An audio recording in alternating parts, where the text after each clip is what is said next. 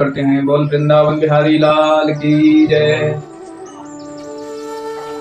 और सनकादि को प्रणाम करते हुए नारद जी समस्या सामने रखी। भैया मैं अपनी समस्या आपको सुनाता हूँ। मैं इस संसार में सत्संग की इच्छा से घूम रहा था। भगवत दर्शकों के बीच बैठकर कुछ भगवत चर्चा करूंगा। इस संसार में सर्वत्र घुमा मैंने। सारे पुष्करं च प्रयागं च काशी गोदावरी तथा हरिक्षेत्रं कुरुक्षेत्रं श्रीरंगं चेतुबंधनम एवमादिषु तीर्थेषु ब्रह्मान् एकस्तत्र। जब समस्त भूमंडल पर मेरे चित्त को शांति नहीं मिला तो मैंने सोचा कि चलो अब संतों के पास चला जाए। संभवतया संतों के यहाँ शांति मिले। पर मैंने देखा क्या पाखंड निवृत्ता शंकर। संत भी पाखंड पारायण होते चले जा रहे हैं। पाखंड का अर्थ है पापस्य खंड। पाखंड पाप का ही जो खंड है उसका नाम पाखंड है। परिभाषाएं बदल गई। यह बंगला किसका है? त्यागी जी महाराज का। यह बच्चे कैसा किसका है? ब्रह्मचारी जी महाराज का। इतना शोर हल्ला कहाँ सुनाई पड़ रहा है? मौनी बाबा के आश्रम में। ऐसी बड़ी विचित्र स्थिति है। तपसी धनवंत दरिद्र ग्रही कली को तुकता तन जात कही। पहले संत महात्मा जितना विरक्त होता था वह उतना ही महान माना जाता था, किंतु आज कितना भी वैभव संपन्न होता है वह उतना ही श्रेष्ठ माना जाता है। यह सब देख देखकर मेरा चित्त और भी अशांत हो गया। चित्त में खलबली मच गई। गृहस्थों के ही देख लेते हैं, पर गृहस्थों के यहाँ भी विडंबना क्या। तरुणी प्रभुता गे है शाल को बुद्धिदायक कन्या विक्रियरो लोभा दंपति नाम शकल्पनम। मैंने देखा गृहस्थों के यहाँ माता पिता की सेवा तब तक ही है जब तक माता पिता के तिजोरी की चाबी नहीं सौंपी। सर्वाधिकार प्राप्त हुए सो देवी जी की चलावा हो गया। माता पिता की खटिया खेत पर या किसी तीर्थ स्थान में डाल दी। वार्ता कोपी न प्रक्षति गृह। कोई बड़ा भारी कार्य किया जाए तो किससे परामर्श लिया जाए? तो ससुराल के साले साहब को बुलवाया जाता है। वह जो कहेंगे वही माना जाएगा। सलाह तो खूब लिया जाए, परंतु यह सब होने के बाद भी पति पत्नी में प्रतिदिन महाभारत हो रहा है। लोग इस पराकाष्ठा पर पहुंच गया है कि बेटा बेटियों का भी क्रय विक्रय होने लगा। संबंध नहीं अपितु सौदे होते हैं। जहाँ सौदा पट जाए वह समधी बन जाते हैं। तो जब बुद्धि विचार सम नहीं, केवल संपत्ति के आधार पर समधी बन जाते हैं। इसलिए संबंधों में आए दिन कलह मचा करती है। भैया यह सब देख देख कर मेरा चित्त बड़ा अशांत हो गया। एवं पश्यन् कलेर्दोषान् पर्यटन् दीमहं यामुनं तटमापन्नो यत्र लीला हरेः। मृतलोक में यह सब देखकर मेरा चित्त एकदम अशांत हो गया। मैंने सोचा कि अब यहाँ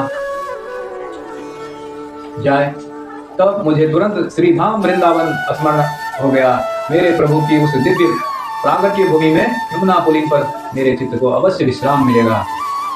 ऐसा विचार करके मैं सीधा यमुना तट पर वृंदावन धाम में पहुंचा। वहां पर पहुंचकर आश्चर्य देखा।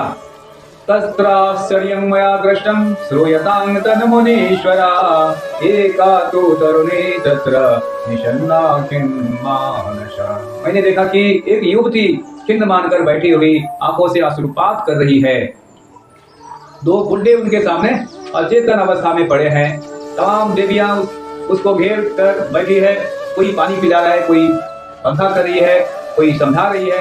मैंने सोचा यह बेचारी क्यों रो रही है, कौन है? चलकर मैं इसका कष्ट दूर करने का प्रयास करूं। संतों का हृदय तो नवनीत के समान कोमल होता है। तो महाराज उसको दुख देकर के मेरा चित्त द्रवित हो गया। उसके पास फिर मैंने सोचा कि केवल देवियों का ही समुदाय बैठा है, यहाँ कोई पुरुष वर्ग नहीं दिख रहा है। अब उनके बीच में जाकर कहूँ देवी जी क्यों रो रही हो, क्या कष्ट है? और उसने कहीं कोई उल्टा सीधा जवाब दे दिया तो ए बाबा चल तू अपना काम कर। देवियों के समुदाय में तू कहाँ से घुसा चला आ रहा है? माताएं जब आपस में बात करती है तो एक मिनट में ही आंसू बहाने लग जाए और अगले मिनट में मुस्कुराने लग जाए। तो हम बाबा बैरागियों को बिना बुलाए बिना मतलब के नहीं जाना चाहिए। इसलिए मैंने पास तक नहीं गया, परंतु प्रश्न करने का साहस नहीं हुआ तो लौट पड़ा। जब उस देवी ने मुझे देखा तो तुरंत आवाज लगा ही भो साधो क्षणं दृष्ट मत चिंता मविनाशय दर्शनं तब लोकस्य सर्वताग हरं। महाराज जी कहाँ भागे जा रहे हो? 1 मिनट रुकिए तो सही। आप जैसे संत महात्माओं को दर्शन मात्र से जीव को पाप संताप नष्ट हो जाते हैं। मेरे तो भाग की उदय, कई कितने जन्मों के भाग्योदय हो गए, आपके दर्शन प्राप्त हुआ। दर्शन मात्र से जीव का दुख दारिद्र दूर हो जाते हैं। नारद जी कहते हैं भैया, जब उन्होंने इस प्रकार से हमें बुलाया तो देवी के पास गए और हमने पूछा, काशी तुम, देवी जी आप कौन हैं? और कालिमो, यह दोनों बुढ़े पड़े हैं, यह कौन है? तुम्हारे क्या लगते हैं? कालिमा या देवियां आपको घेर करके खड़ी है, यह सब कौन है और तुम क्यों रोती हो? वद देवी सब विस्तारम स्वस्य दुखस्य कारणम। तुम्हारे दुख का कारण क्या है, विस्तार से हमें बताइए। जब मैंने उस देवी के प्रति सहानुभूति दिखाई तब उसने अपना पूरा परिचय विस्तार से दिया। अहं भक्ति ख्यात इमो में कलियो मतो ज्ञान वैराग्य नामानो काल योगे नजरो। महाराज मैं भक्ति के नाम से विख्यात हूँ और यह दोनों बुढ़े जो मेरे सामने पड़े हैं, यह दोनों मेरे बच्चे हैं। इसका नाम है ज्ञान और वैराग्य। समय की विडंबना देखो तो माँ की नवयुवती बनी बैठी है और बच्चे दोनों बुढ़े हो गए। कितनी जर्जरित स्थिति हो रही है। इनकी मेरे दुख का मूल कारण यही है कि मैं अपना पूरा परिचय मैं सुनाऊं। मैं दक्षिण भारत में पैदा हुआ, कर्नाटक में बड़ी हुई, महाराष्ट्र आदि प्रदेशों में मेरा कहीं कहीं पर बड़ा सम्मान हुआ। अनेक देश प्रदेश में घूमती घूमती जैसे ही मैं वृंदावन पधारी तो वृंदावनम पुनः प्राप्य नवीदेव स्वरूपिणी। इस ब्रजभूमि में आते ही नव यौवना हो गई, पर न जाने क्या हुआ कि मेरे दोनों बच्चे एकदम बुढ़े हो गए और मेरे बालकों की यही स्थिति रही तो इस स्थान को छोड़कर के विदेश भाग जाऊंगी। इदं स्थानं परित्यज्य विदेशो गम्यते मया। नारद जी ने सारी स्थिति को एक क्षण में समझ लिया और विचार किया कि भक्ति, ज्ञान और वैराग एक दूसरे के पूरक है।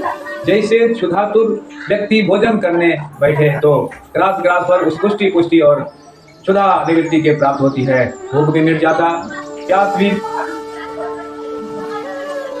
पूरी हो जाती। प्रत्येक ग्रास ग्रास पर यह तीनों बातें एक साथ ही प्राप्त होती है, अलग अलग नहीं। उसी प्रकार जो जो भगवत चरणारविंद में प्रेम बढ़ता जाएगा, भक्ति पुष्ट होती जाएगी, क्यों क्यों भगवान के स्वरूप का बोध होता जाएगा। बोल वृंदावन बिहारी लाल की जय। कमेंट में तो तेन लुप्तः सदाचारो योग मार्ग से तपांसिता। बुद्धिमान वही है जो धैर्य पूर्वक अपने नियमों का पालन कर रहे हैं, क्योंकि अभी तक तो फिर भी बहुत कुछ मंगल दिखाई पड़ रहा है। वर्षे वर्षे क्रमाज जाता मंगलंगा भीतर। समय जो जो बढ़ता जाएगा, जो थोड़े बहुत सुनकर दिख रहे हैं वह भी अब दिखाई नहीं पड़ेंगे। इस घोर कलिकाल में भी इस श्रीधाम वृंदावन की भूमि में इस प्रकार से लगे नव युवती बनकर नाच रही हो। मैं तो कहता हूँ कि धन्य है यह ब्रजभूमि, जहाँ इस कलिकाल में भी इतना समान है। वृंदावन से संयोगात् पुनस्त्वं तरुणी नवा धन्यं वृंदावनं तेना भक्तिर्निर्यति यत्। ब्रजभूमि धन्य है जहाँ पर इस कलिकाल में भक्ति का इस प्रकार आदर किया जा रहा है, जहाँ आप नाच रही है। भक्ति मैया ने पूछा, बाबा एक बात बताओ, कलियुग यदि इतना दुष्ट है तो परीक्षित ने इसको दंड क्यों नहीं दिया? और परीक्षित ने कदाचित यदि दंड नहीं दिया तो भगवान इसकी उदंडता सहन क्यों कर रहे हैं? भगवान तो दंड देना चाहिए, भगवान दंड नहीं दिए। नारद जी बोले, माँ यदि आप पूछ रही है तो ध्यान से सुनिए। जिस दिन गोविंद अपनी लीला संपन्न करके परम धाम गए, उसी दिन कलयुग ने अपना पैर इस मृत्युलोक पर जमाना प्रारंभ कर दिया।